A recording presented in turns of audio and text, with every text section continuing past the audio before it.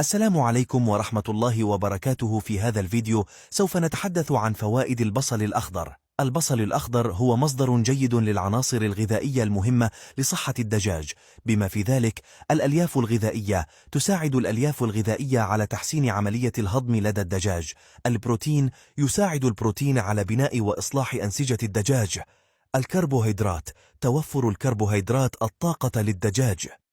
بالإضافة إلى ذلك قد يساعد البصل الأخضر في زيادة إنتاج البيض لدى الدجاج البياض. فوائد البصل الأخضر للدجاج بالتفصيل: تحسين عملية الهضم. يحتوي البصل الأخضر على ألياف غذائية تساعد على تحسين عملية الهضم لدى الدجاج، بناء إصلاح أنسجة الدجاج. يحتوي البصل الأخضر على بروتين يساعد على بناء وإصلاح أنسجة الدجاج.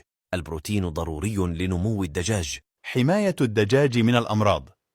يحتوي البصل الأخضر على مضادات الأكسدة التي تساعد على حماية الدجاج من الأمراض. زيادة إنتاج البيض لدى الدجاج البياض. قد يساعد البصل الأخضر في زيادة إنتاج البيض لدى الدجاج البياض.